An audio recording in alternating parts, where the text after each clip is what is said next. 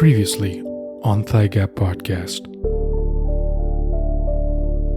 But you tell me, what is your definition of the measure of wheat flour to go in with the ratio of water to make the perfect roti?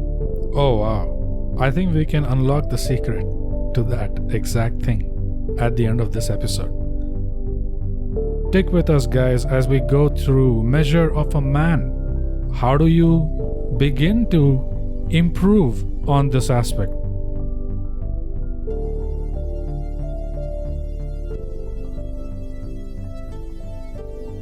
But, okay, coming back, how do I go about to start with myself? How do I become my own critic, or where do I measure myself? Or where do I start to measure myself? What if I ask you this interesting question? So I think, and this is just a theory. Again, all we have are theories. So I have a theory. I'm going to share it now with you. Okay. And then you can try it and see if it works. If it works, well and good. Even if it doesn't, then you can tweak it to suit your own personality, and then you can try it out again or whatever. Okay, give me the mal and I'll see what I have to do. Right. So so now we've established what we mean by measure of man. Yeah. And we've gone into why we think it's important. Yeah. And it is important to Stop reiterating what we the decisions that we take. Yeah. And now we're going into how. How would anyone go about getting to this, getting this improved? Say starting the whole process. Right. Let me put it this way. So, say I have to improve myself. Mm-hmm. Now, how do I start the process? So I see it as a process, both as a process of inclusion and a process of exclusion, which is you have to be extremely curious as a person, or at least about the things that you're passionate about or your objective area. You have to be very inquisitive in soaking up as much information as you can from different sources, right? You have to see what these people are saying. You have to see what those people are saying as well. Okay. And then you have to make your own decision. Which do you align with? And in the sense, when I say which do you align, I don't mean an entire section. Just let me stop you right there. Are you talking about identifying a thought process, or what are we trying to establish here?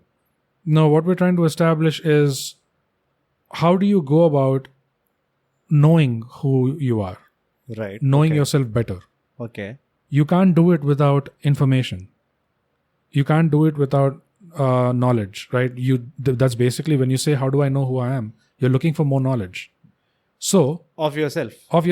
Right. So one way is to look at the past, and that again changes with different people, how observant, how good their memory is. But all your life, the small instances that made you regret, the small instances that made you cry, that made you laugh, whatever sway of emotions that you've had, if you remember those instances and your behavior, your conduct through those instances, if you have any regrets left, then why? What are those things that make you regret those instances? And what are the things that make you proud of those instances? You look at that. That is one area of information that you can source from. The other area of information is just in general, conversations with people, internet, whatever.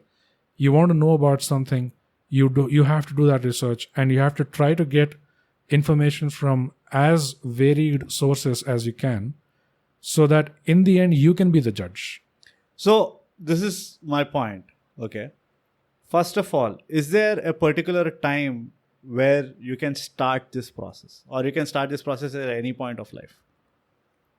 I think any point of life. Yeah. You can start this process at any point of life, yeah. Right? Great. Now the second thing is, now that I'm starting the process, there is a certain build that I have to get into the process. Say I need tools to start the process, right?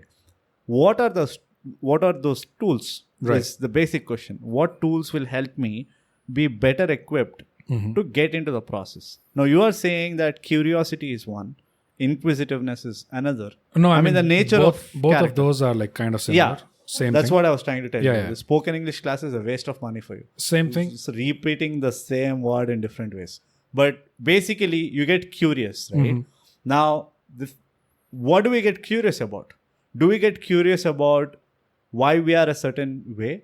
Okay. Forget about what has happened in the past. Yeah. Forget about where you want to go in the future. Yeah. Let's just take, for instance, I am right now like this, a particular way. Mhm. Now, I am curious to know what am I or who am I, Right. right? Now, the easiest place to start is, what is my image of myself, Yeah. right? Yeah. Say my image of myself is, Brute is a funny guy, Brute is honest, Brute is shameless, Yeah. and Brute is very mean, Yeah. right? Now, these are all qualified as not very positive traits. Not all of them are qualified as positive traits. Mm-hmm. So, but then I'm going into, okay, fine, why do I be like this, Right. right? Then is when I probably go out and interact with people and put myself out there in the fry. Yeah. And then I evaluate the reaction, and then I start thinking about the decisions that I've taken. So if I'm curious, Yeah. I go deeper into where the decision has happened Yeah. in my mind. Like, why did I choose to be mean to someone who was being nice to me? Why did I choose to be shameless when everybody was very aware or very conscious about themselves and very, very self-conscious about how they're behaving in a certain, in a certain environment and etc. Whereas I am being absolutely radical in there. Right. Right? What is the purpose or the intent for me being a certain way? Right. Right? So this is what curiosity derives from me. Mm-hmm. Now that I've derived to this point, now tell me, what is my next step? I would say next step by way of tools is to look at three things. Right. And these are, Money. well, no, but thought. But these, yeah, okay. You're saying, I'm sorry I cut you off. But No. You deserve that. Everyone, all of us do at some point of time, humility. That's just Plugging an in. example of so humble. Plugging Oh my God. in. Yeah. But bringing it back, yeah. So in terms of tools, I see three things. One, if you could take a look at your thoughts, your words, and your actions. It's easy to understand in these three brackets. It has categories. like, correct me if I'm wrong. It is, so this is also a I don't know, correct me. You are quoting an existing practice in yoga, right? Yeah. I don't know, some of the spiritual practices. I don't know if it is yoga or it's the same thing, Sanatana Dharma, the whole thing. But basically, a lot of what we are saying is also taken from, there's that common source, right, where all of these ideas from all walks of life tend to converge. They tend to become. So it's sort of like that. But it was spoken of in our culture as well. Right. But what I was saying was thought, word, and deed. So they use a word called Trikarna Siddhi. Uh-huh. And that means the unification of thought, word, and deed. Right. Or the consistency between the three of them. Right. But what I meant to say was, I was going to get to that. What I meant to say was, thought, word, and deed. If there was any point in anyone's life until now where they spend time thinking about things that now they feel that it was a waste of time, then you can understand that as your measure being wrong. Okay, that's one way of evaluating. Repeat that once again. I didn't get that. So it's like, how do you're saying what tools, right? Right. These are the three tools, but part of the process is also to improve your judgment, is to recognize the exact measure of everything. If you're thinking of a past incident in your life, Right. if you're remembering something, then you have to recognize for exactly what it was worth. Like, if you had a situation in your past where you spent time thinking too much about something, where in hindsight now you think, I shouldn't have really, worried about that much. XYZ reasons I was worried, I was anxious and I was depressed and all that. Right. But I shouldn't have really worried about it that much. Then that means that's a way for you to understand that your measure was wrong. Fair enough. Right. And if there was any instance in terms of words, if you ever threw your word away without caring about it, Right. if you ever gave your word to someone and didn't really bother to even stand on your word. Right. And if you deceived someone with your words, if you lied, or if you ever said something that was not reflecting your authentic self Right. for whatever reason, Right. it takes a toll on you. You Right. know, it does take a toll on you in voodoo mumbo jumbo metaphysical way, I'm meaning. Fair enough. So the people just try to understand. It does take a toll on you, and that also contributes to your measure being wrong because of that. And Okay. then in your deeds, if you ever did something that was not in your best interest, if you ever did something that was taking advantage of, you know, The someone else, weaker party. whatever, Yeah. you know, but it was not the right thing to do, Right. then also your measure was wrong in all those situations. Right. So all of those situations now become metric.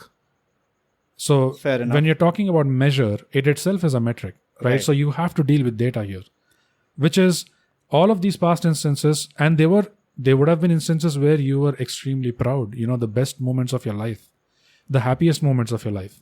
They have their own measure to them, right? Right. So these metrics will tell you how badly your measure was off and where exactly your measure was off back then. And when you were in the right moments in your life, where exactly was the measure coming right? What exactly could have caused that? That requires some amount of investigation and curiosity. And if you get whatever information you gain from that, it's valuable to improve your own self-judgment, the sense of judgment. And that is just one way, which is looking back into the past.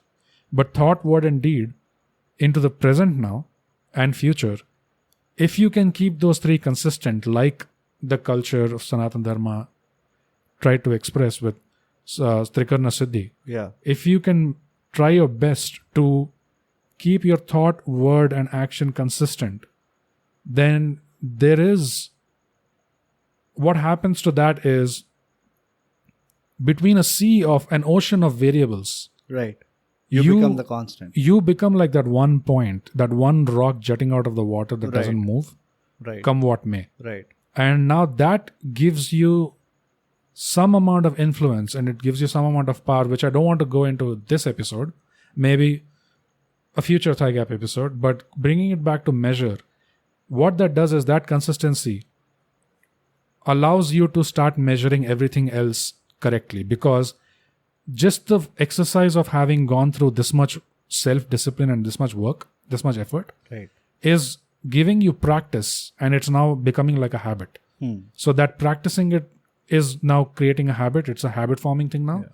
And so any conversation you get into, any argument you get into, any negotiation you get into, you are hyper aware of all of these circumstances that brought you to this situation. Who am I talking to? And part of the humility is, I'm talking about in a negotiation setting. Right. In a negotiation setting, which is very important for anyone who's a working professional or in business, in a working situation, in a negotiation, it is extremely important to be aware of who you're conversing with, who you're negotiating with, what kind of individual that is. As much as it is possible for us to find out, we need to find out. And if we don't know beforehand, then we need to find out through our conversation what kind of, you need to get that measure of this person, and you need to understand exactly what their objectives are and exactly what your objectives are. Is there any way that you can come to a middle ground where both of our objectives are met? If there is, then that is the goal in the negotiation first to go for. If there is not, then you have to argue each and every point and try to convince each other until one agrees or something like that. So basically, without having that basic humility, right, you wouldn't even recognize that the other person also has a list of concerns as you. And they also have a list of objectives that they want to achieve. It's not Right. just you Right. who is trying to walk away with everything. So I have a couple of things here, right? The first one is, so on the hindsight, everything looks like a wrong decision. Really?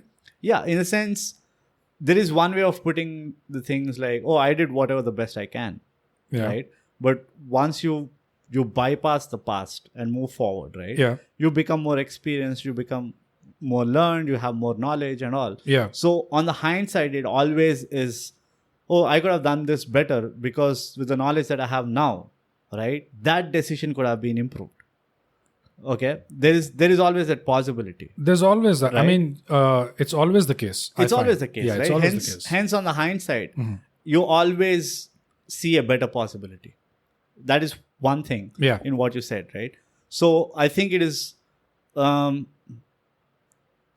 not completely fair to say that the information that you get from the past, right, is absolutely accurate. It just gives you it helps you draw like a milestone, saying that I was at that point and now I'm at this point and I'm better or worse in these ways. Right? So when we are talking about the measure in that sense, with respect to how I evaluate a thought or a word or an action I did, there's always a betterment to it because you've already, traveled to a certain point in life. Right. So that is one thing.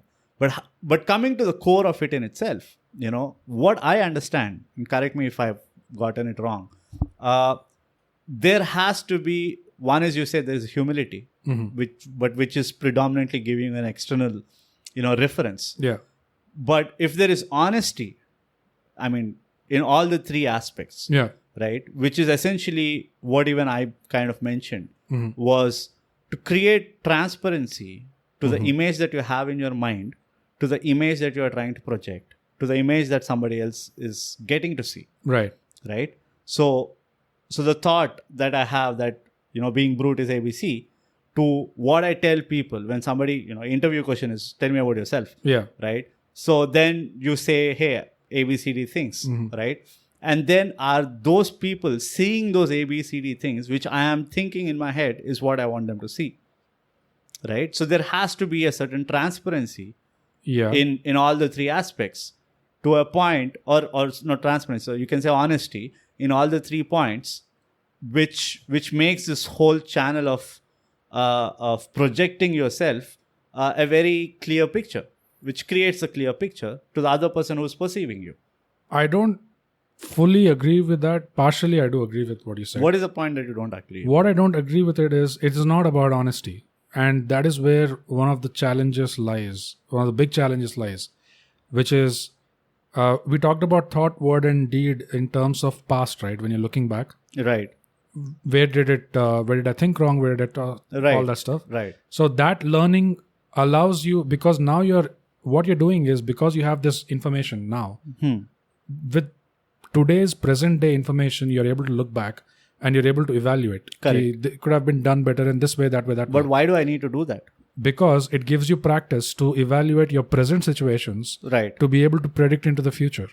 If I do it, this is the current plan, but if I think about the long term, maybe if I tweak the workflow or something in a certain way, right, that it is good for the long term as well. So you're scaling it up. You get practice of scaling it up in the future. Okay, why do you think people don't do that? What makes you think that in general we don't do that? It needs, I think, generally people with a visual perception or a visual understanding, like people who are more visual, like they say photographic memory. Yeah. It's not really photographic memory, but people who think in visuals more. Right. It tends to be more easily graspable for these kind of people because you can picture it. Like you can just string your thought, and if these are the agreements we have today, right, then what would be the situation of these agreements if we get an audience of 1 million people, right, and business goes up to this extent, right? Would these same rules logically be consistent even then, or right, would they be strained, and would some of them break by then? Right. If it breaks in your mental model, then that means it's not a good rule. You better fix it right now. No, that I get it. Yeah. But I'm saying, like, why do you think people don't do this already? Why do you think I think that visual we thing. don't reflect on our past? Not reflect on our past, but it is how we use. A lot of us reflect on the past a lot. Right. As part of the problem. Exactly. But how are you making use of that information? How are you leveraging that knowledge or information? Because a lot of people just wallow in the sorrow or nostalgic about their triumphs. Okay. They're just living on past glory. They're just getting dopamine hits or emotional swings or something, but they're not really seeing. Mm-hmm. Maybe okay, they're not. Maybe they're not seeing how can I leverage that? So I think thought, word, and deed, looking into the past helps in that way. But looking into the present and future, when you're keeping it everything, you're trying at least to keep it consistent. Right. It is easiest to do in terms of thought, I think, which is because it is not going out to the external world. Right. Anything that goes into the external world where you're putting it into the reality, so-called. You're manifesting the thought. Yeah, and that is where things get very dicey. Right. And things get very subtle. And also a lot of weightage, I feel, is there for that. So if you're trying to think consistent, then you can make up your own rules basis of all the new things that you've learned about yourself, or as you keep discovering yourself. You can keep working with what you want to think about. But when you want to say something, it is not in your best interest to always be completely honest about, what your opinion is. I don't think so. Well, I have a difference of opinion there. No, because when it comes to yourself, yeah, I think you need to be hard on yourself to a point where you got to be your true critic. Oh, no. I was not talking about conversation with self or something. No. See, it boils down to with that. Other people. Right now, I'm not even going into how you deal with other people. Because I said before, you play the role of that particular context, right? Yeah. So if I have to, it's like, how do I keep a constant core? See, the problem here is, how do I maintain a constant core? Yeah. Right? Whilst I'm playing the part of multiple roles in my practical life. Yeah. Right? Yeah. Like in the ocean of water. Yeah. How do I make myself as the rock that stands steady? Right. Right? So in that, because that's where the how lies, according to me. Yeah. You solve that problem. Everything else gets solved by itself. It will take time. You are going to get bloodied in the process. Yeah. But you will ultimately establish that. And this is coming out of personal experience. For a person, and I'll just take a small example, where I was adopting a certain type of comedy, right? Actually, would that be a good example? Yeah, let's put it this way. Like, I just adopted a certain kind of personality. Okay. Right? And my personality was, hey, I want to be ABCD things. I want to be brutally honest to people because I want them to be honest to me. It's like an exchange offer, right? Because and at some point I've realized that if you don't do it to people enough, they don't do it to you. Yeah. It's because people, even today, no matter how much they grow, they say that babies imitate people who they see. So do we.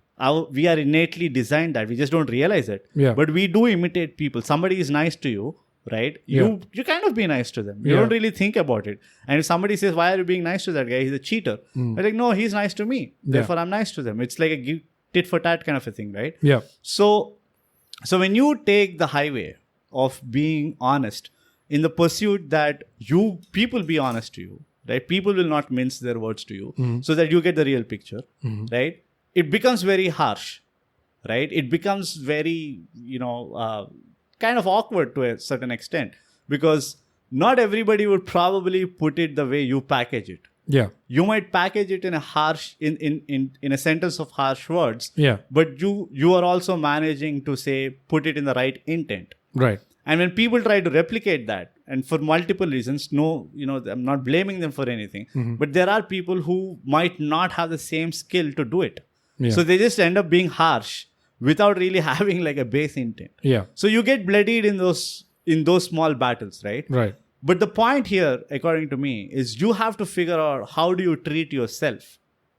Yeah. If I understand how I'm going to treat myself, then I'll also understand what I'm getting, what I'm making out of that treatment. And how I treat myself is in every moment that I live with myself. Yeah. Which is where I also agree to the point that your thought, word, and deed have to be in synergy with the ultimate intent. And the intent might be formed by, say, your principles, your core values, or however you can label them. Yeah. But mostly you identify that, hey, Brute is going to be this honest person, no matter what. Then that honesty has to reflect in all three aspects, right? Because my theory is similar to what you said, you keep practicing it, and to a point it becomes habit and it kind of becomes subconscious to you. Yeah. You just do it after a point, Yeah. right?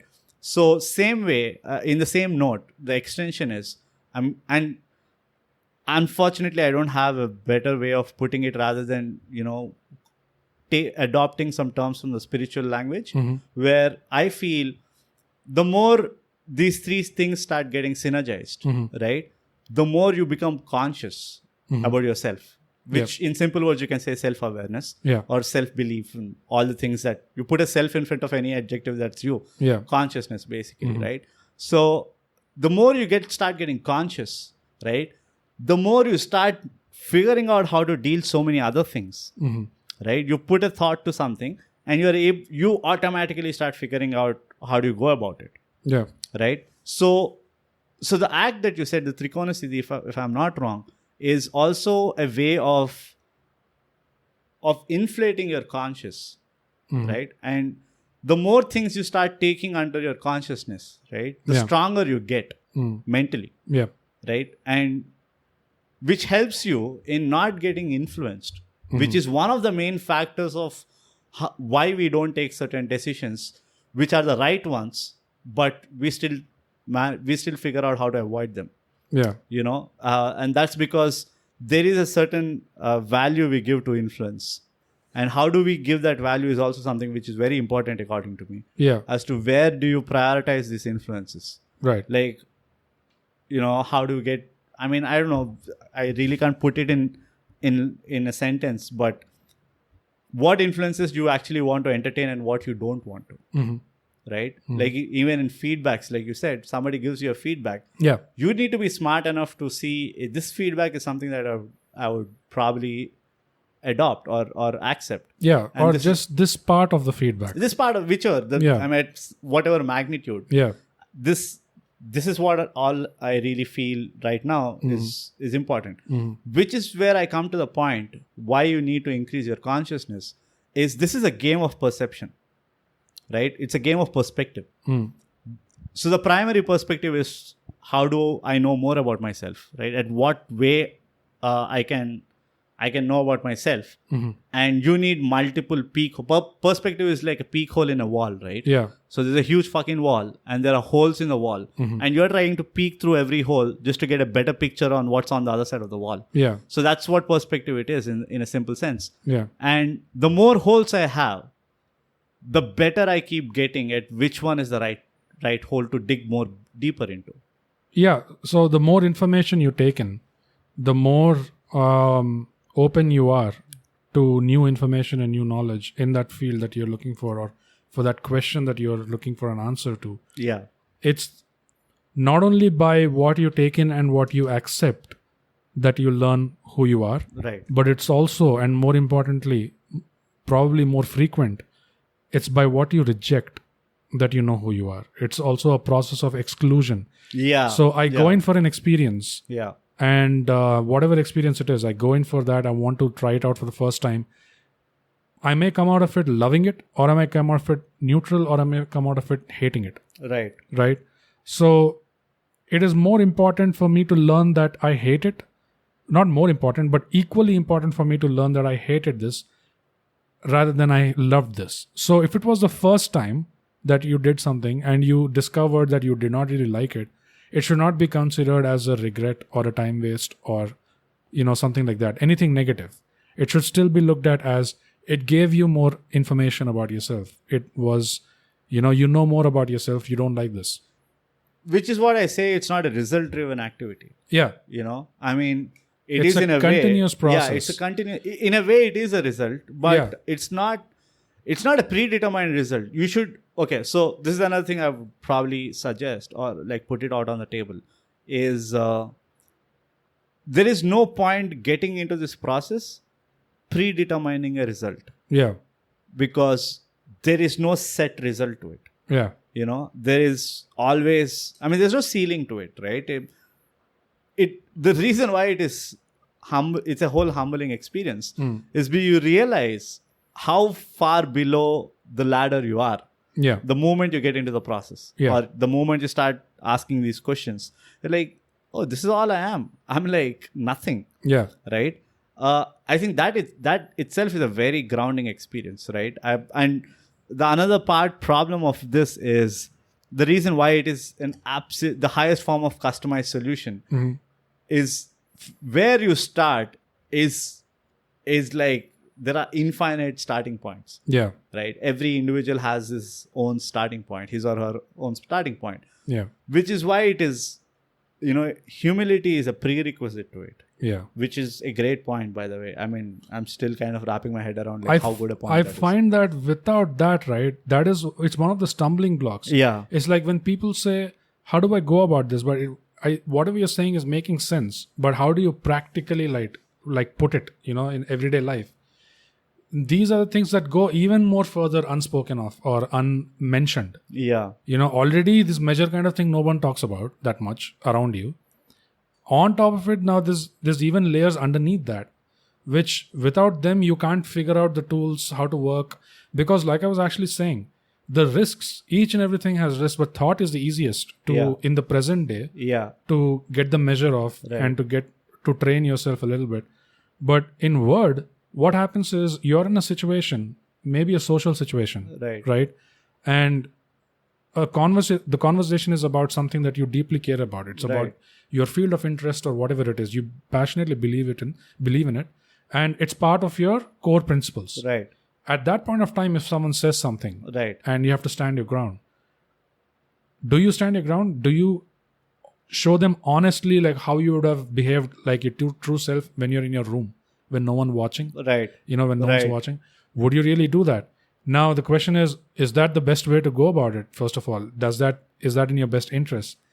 There it becomes the trick of finding the words to convey in some way what you feel without giving too much away about your true self, your true stand, but packaging it. So I feel the challenge comes in knowing how to package things for the right occasion or for that occasion, but still conveying what you want to convey without still being appropriate to that situation. So you need to get a lot of measuring right, and you need to get a grip of language as well. And whatever language that may be, you need to get a grip of language, whatever that language is, to be able to stand your ground even in that situation, but not completely show your cards or say it in a way that is best for that situation for you. This is the problem I have. The problem I have with language is exactly that. Yeah.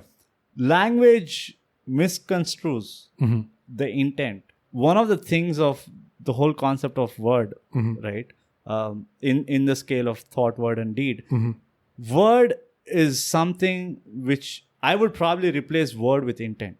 I think even better than word, it is speech. That totally conveys what it means. So, what you need to communicate is not, I think it is the intent of it. Yeah. You need to figure out how do you convey the intent, not really worrying about what words you're using. Yeah. It's a very paradoxical thing, in the sense, like I said, see, I'm probably a person who wants to put it very bluntly out there, saying that, you're not a funny person. And if it's the situation for a blunt response, then you should be blunt. Perfectly blunt. Right. Yeah. And if you do it enough, you are able to do that in any situation. Becomes,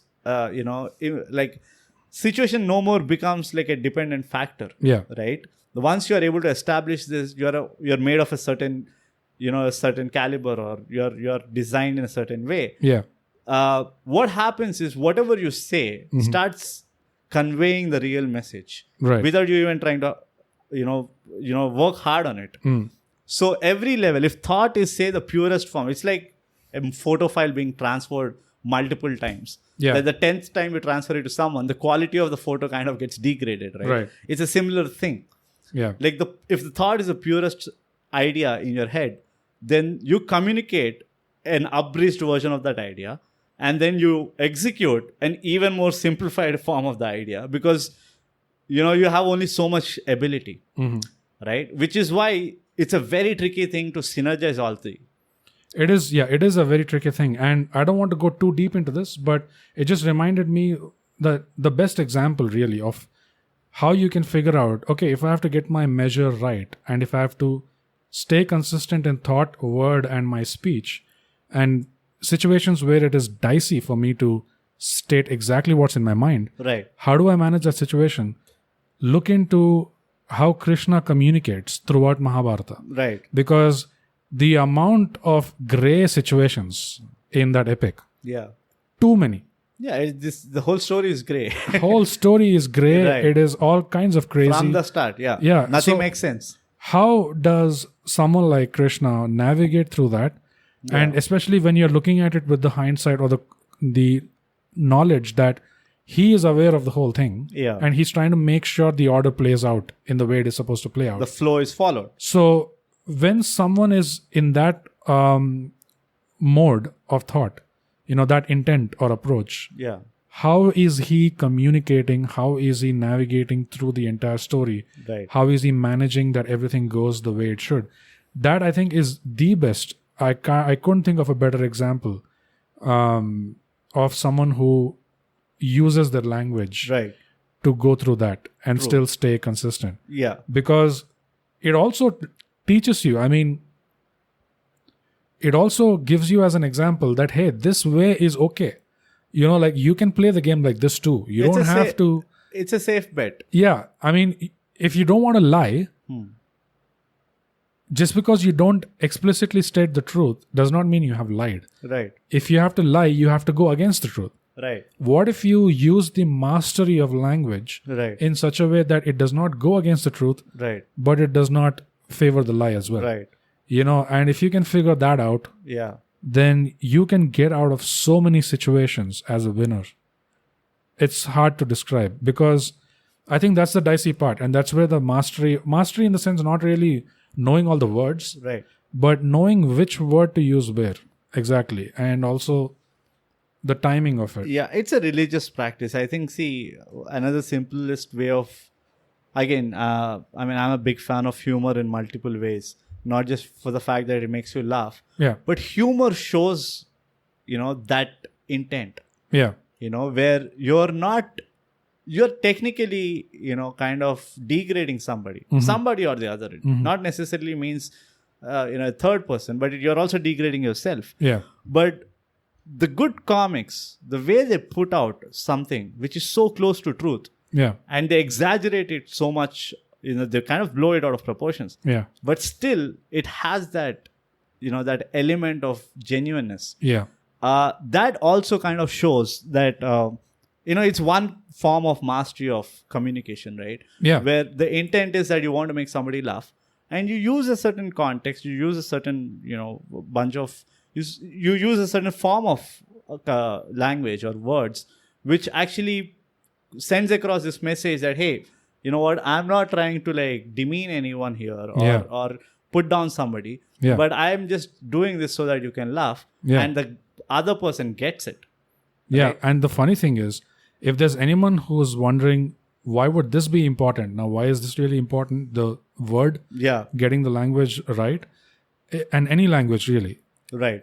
Getting it right, because what we were discussing about just now, where you are able to communicate exactly what your intent was, Right. using language, Yeah. it is not even the extreme. Right. It's not even the peak of it. Right. This is just above average category. Yeah. Because Alan Moore, the writer of famous novels or graphic novels like Watchmen and V for Vendetta.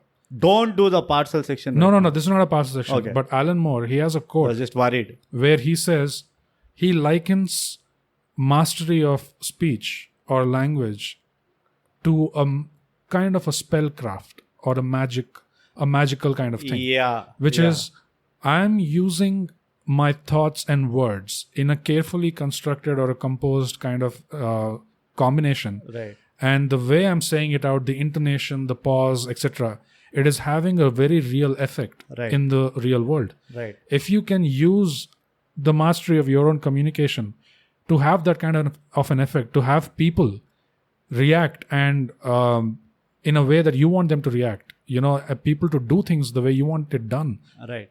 then how is it different from magic? Yeah, absolutely true. Yeah. Absolutely true. See, so you have to live the character in a true sense, where every thought, every word that you say, every action that you put out is a very carefully constructed, form of magic.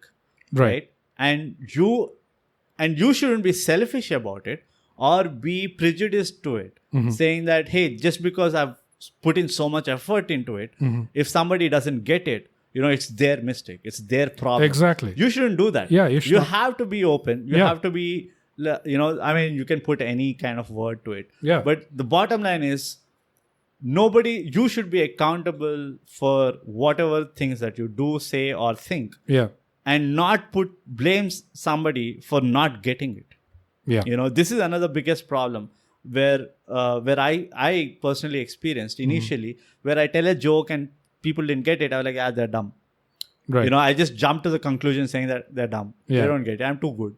I'm too good for them. Like, they're too slow. Yeah. But later on, I thought hey, you know what? Maybe it's not their problem. Yeah. It's my problem because I want to do it. It's not, they didn't ask for it. Yeah. I'm doing it. So it's not their problem to solve my jokes. It's my problem to solve put it in a way where they get it. Yeah. So, which is where also the school of thought of being more transparent in my thought to word to action became very important for me, because I realized, or rather right now, I believe in it, that it's imperative that the image I create as a person who's thinking about myself should be the image that people should get to see.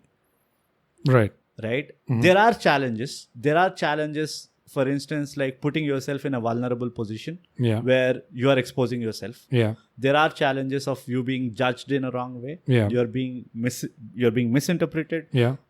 There are challenges of you being tagged along with by a lot of negative connotations, like you're arrogant, you're narcissistic, you're egoistic. Right. It's all about you, etc., etc. Yeah. But in my head, I'm like, yes, it is all about me because I want you to see me and not someone else. Yeah. And I want to see you. I want to see you. Yeah. So if I show myself to you, I anticipate at some point you're going to show yourself to me. Yeah. And this whole scenario becomes very transparent. Right. Right. And this doesn't negate the concept of difference of opinion, concept of having arguments or, differences or anything that you say. Yeah. But all that is in a true, in a true spirit. Yeah. Right. Which is what is very important again. Yeah. So coming back to action now, we covered the risk in thought, which is not really that risk much. in thought is really less. Really less. Risk in word is... And risk in action. Action is, again, even on this side of the coin, I feel action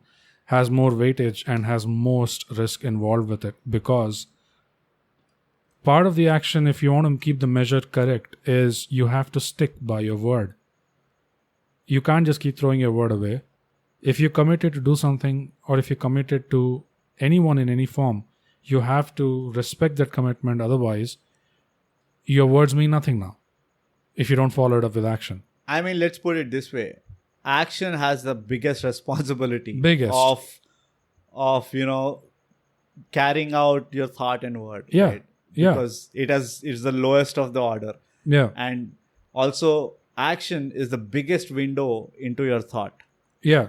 Right? I mean, action shows more than your thought. It shows your intent, shows your ethic, your body of work, so many things. So it exposes you the most. Yeah. And just by the act of it, right, that you are physically doing something in the real world. It's not just virtual or gassy like thoughts or words. Right. It is actually tangible action. It has way more far-reaching implications into other people's lives, into what your actions are causing their life or their experience of your action. Is it positive? Is it negative? Did it need to be positive? Did it need to be negative? Right. Did you get the right measure of that instance?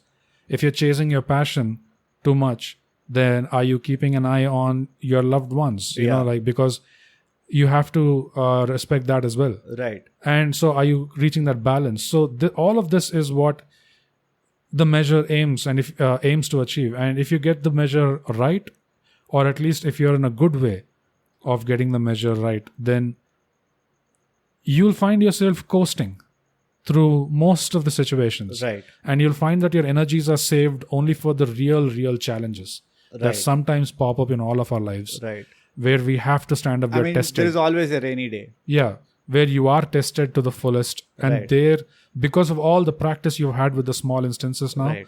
you will show up Right. to that big instance, and you will do what will make you proud of yourself in future. And you know, the biggest challenge of action, Yeah. that action is a sealed deal. Yeah, it is. Yeah. Once you do it, there's no way you can undo No it. backseas. No backseas, Yeah. right? When you say something, you can always go back. As much as people say you can't take back words and all that, you always have a second chance Yeah. of kind of expressing what you actually mean, Yeah. right? Yeah. But with an action, it's so visually appealing, or because we are visual beings again, Yeah. you can't erase that memory of what you have done, Yeah. right? So it is a sealed deal. It's a print. You can't unprint it, right? So that's why action becomes the most conscious energy you need is in your act, Yeah. which makes it so much more challenging. And split second, so many things can go wrong. For whatever split second, small hesitation, little bit of fear, little bit of this, little bit of that, it makes you do things that you do not actually want to do. Right, Yeah. right. Which is where I want to touch upon one thing about action, or the part of action, Yeah. is as lucrative as it is, and as much as it is appreciated, you got to hold back to your instincts a little, Okay. until unless you feel very confident that yes, this is the person I am, and I am ready for any kind of whatever might be the result. Yeah. I'm confident to take it in the chin, Yeah. but I cannot change my core value, Right. right? Until then, you gotta keep a check on your instincts, Right. because instinctively, when you're not well prepared, right, as a person, and this happened to me multiple times. Yeah. It's a huge learning curve. Yeah. If you don't keep a check on your instinct, it becomes very tricky to justify or actually face your own actions, Yeah. once Once they're done. Yeah. Therefore, initially, the best practice is always to keep a double check on what you instinctively want to do, Yeah. vis-a-vis what is necessary to be done. Yeah. And coming to the how of it, it's not really that difficult, because the kind of brains that we have, all it takes is a fraction of a second. A fraction of a second of a pause Yeah, before you react. And Yeah. the key word is the distinction between reaction and response. Right. Right? Right. Do not react be at responsible. any cost. True. Respond. Right. Take it in, evaluate it, and respond. Believe me, it only takes a fraction of a And second. also on the other front, the other side of the word aspect, the speech aspect, Yeah. is don't hear, listen. Yeah, yeah. There's a lot of difference even in that. See, we have spoken about how we should behave when you're speaking or communicating something. Yeah. But we should also tell how we should react to or respond Yeah. to what something is told about you. Yeah. It should not be something that you hear about it and then okay. You should listen to it. Yeah. And the difference is, hearing is something that you do without consciousness or without enough concentration. But when you listen to something, the word implicates that you're bound to be concentrating. Yeah. So always, I think it's very important that you got to listen to what people talk about you, than hearing to what people talk about you or tell about you. Yeah. In the corporate training modules, etc., they call it active listening. Right. And the way they define it is, it's the difference between just sitting across a person and listening to what they're saying, Right. to sitting across a person and absorbing everything they're saying, Right. which is not just what's coming out of their mouth, but what's their body language. Yeah. What's the intonation in their voice, what's their facial expression, what is the emotional tone in which they're speaking to you. All of these things together constitute proper listening. Help you comprehend what is the message. You get the communication, or you have a highly likelier chance of understanding what is actually being communicated above the surface and beneath the surface as well. Right. Right. And that's where you get more information. When you get more information, you can be a better judge of that situation. And same thing goes to action also. When somebody behaves a certain way, which might not suit you, right? Which might not be something that we expect or we intend to be done to us. Right. The best thing to do is not to react again. Right? Yeah. You have to respond to it. Now, the response has to be measured. Yeah. And how you measure it is, first of all, evaluating whether this was necessary to even respond to or not. Yeah. And it's so ironic that you'll realize that most of the time you don't even have to respond to a lot of things. You don't. Right? That's a You just- very, very good point, because I just like to add to that, which is we should always remember no. Yeah. Do not forget no. Yeah. Yes is not the only thing. Yeah. No is a perfectly It's not a good, compulsion. perfectly valid consideration for Right. every situation. Absolutely. So what was the thing that you said? I said you choose. You should not. No need to respond. You don't have to respond to everything. Exactly. I mean, that's the biggest thing. In the end, like, I won't like to put it this way. If somebody is trying to find it difficult to visualize this whole process, Right. because you are from the theater background, again, let's plug it in. Mhm. If thought is thinking of a play, right? You kind of think of a play saying that A, B, C, D things are there. Right. Then you go through that idea of a play multiple times till you actually concise it and make it a more concrete idea. Right. That's what thought is, right? You have multiple chances to actually revise and go back to it and revise it, Yeah. right? And then the word or the speech is a script that you write, right? Again, even in the script, once you write the whole script, you have probably a couple of chances to like make some changes in it and Yeah. say like, okay, this is the best way we can Revisions. Yeah. put it out. Then comes the action, right? All through the practice of the play, you make multiple mistakes. Obviously, the initial few days are the toughest to like get into the character, to like, take a certain kind of behavior, and Yeah. etc., etc. But once you get onto the stage, you got only one chance, Yeah. right? And that's action. Yeah. This is probably the entirety of how our conscious flow has to be, And as funny as it is that this whole process is being done to evaluate our worth, Yeah. right? The more you keep exhausting it, and this is something that I just thought about, the more you try to understand your value, the more you realize you don't have a lot of value, Yeah.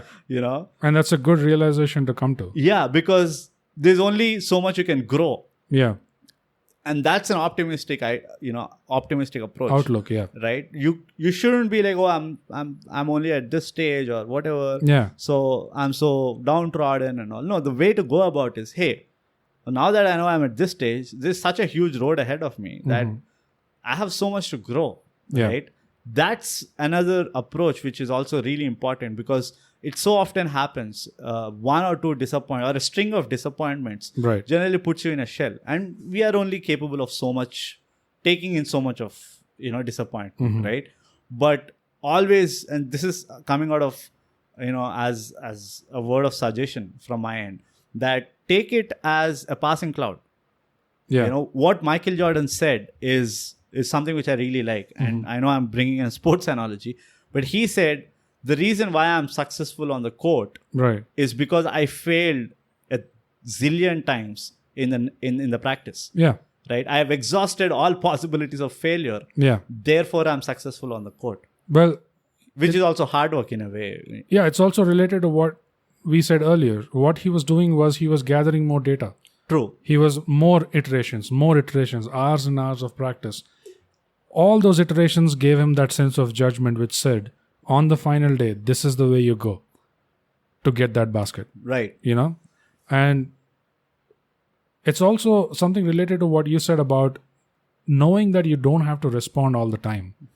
It also ties into what I followed up with, remembering always that no is an option. Yeah. And the other thing that it ties with is what Steve Jobs said once, which is, this was a time when Microsoft was really taking off. Yeah. And Apple was kind of being Lagging relegated to the second place.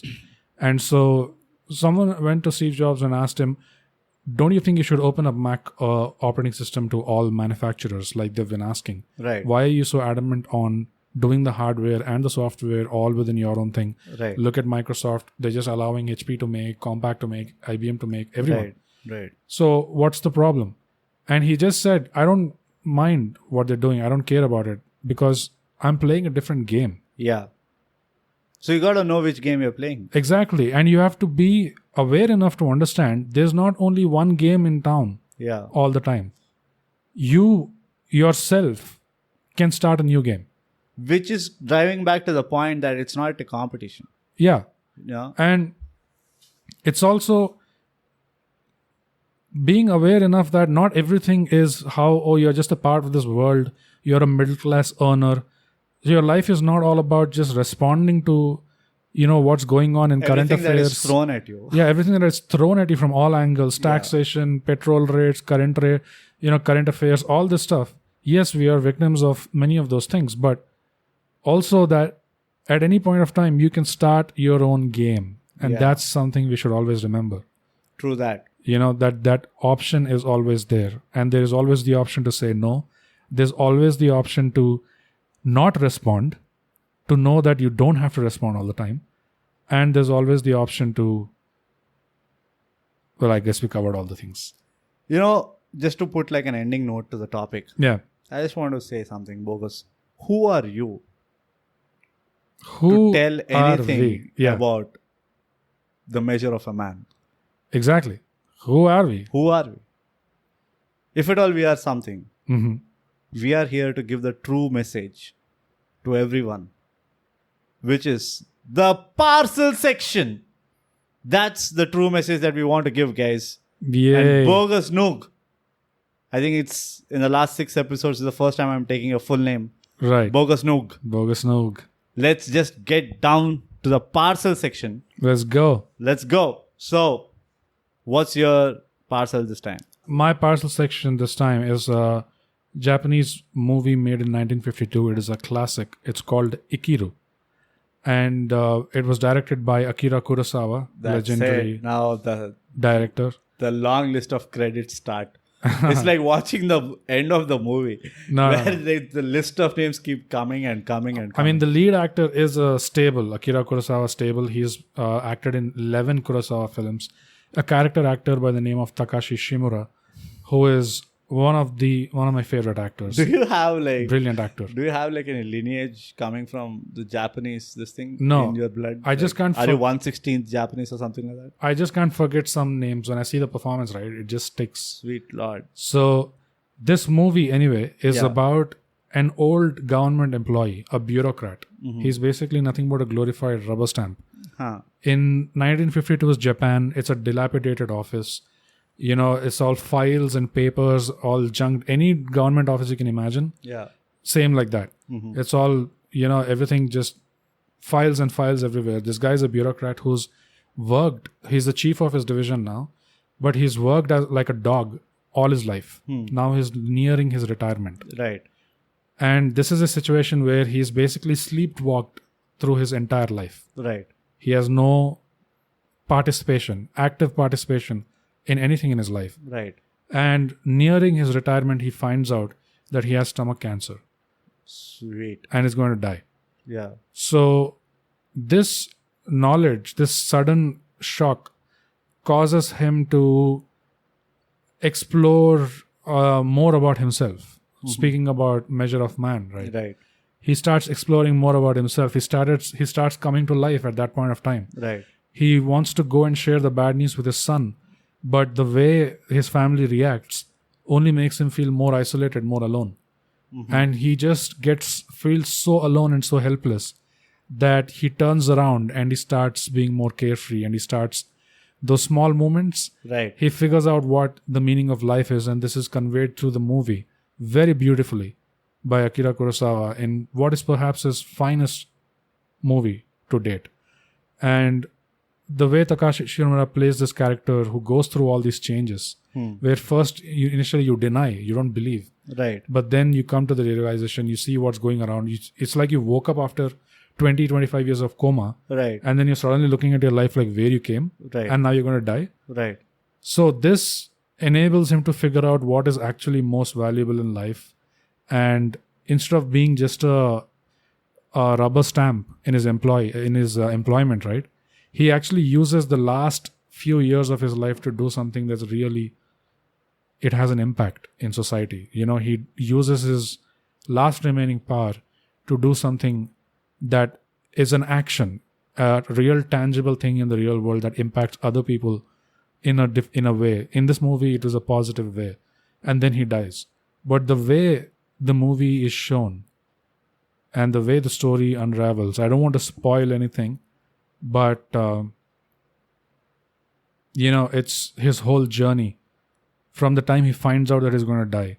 Then he finds out he is more alone than he ever thought he was. And then he realizes he finds something in himself.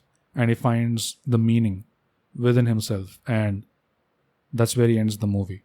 So I don't want to reveal anymore, but this movie is definitely a worth watch. It does not get talked about much at all. Even though Kurosawa himself is one of the most famous directors. But when people discuss his movies, eventually other movies get talked about, but not this one. But this is not one that you should miss. There's a lot that's packed into this one movie. Beautifully shot, beautifully narrated, beautifully acted. Ikiru, 1952 by Akira Kurosawa. Please watch it. Wow. The depth of explanation. I think your parcel this time was longer than mine. Because you kept butting in and started I saying never that go to butted in. McLeodganj, visit the Tibet That was Museum. at the end of it. That was at the end of your parcel. Oh, and in the middle, now finally the Dalai Lama is staying in India now. What was it? What was No, what I was said the current Tibet. Tibet is not in Tibet anymore. Tibet is in Dharamshala. Yeah, all that nonsense which is unnecessary. It is not. You added it. Free Tibet. You started giving this. What is that chutney packet and all that Chutney crap? packet, Yeah, you started. That's why it went It's long. like a small side parcel it is. Yeah. Anyways, but that's about it. I think one of the more serious conversations we had this time around. Yeah. But it's worth it. I think it's a fair deal. I just don't know if we did the best, but the most important thing to remember is ThyGap. Subscribe. And share. And share, guys. Hey, thanks for listening. You can follow this podcast on Spotify to get notified of new episodes every Thursday. We're also on Apple Podcasts for those of you who have partaken in the forbidden fruit. If you liked what you heard, leave us a 5-star rating and a comment. Say anything like the quick brown fox jumped over the lazy dog. A rating and a comment really helps us out. It's free, and I'm told that's a great price. But enough about us, huh? Tell us about yourself. Leave us a comment. Our Twitter is @ThyGap and we are _ThyGap on Instagram.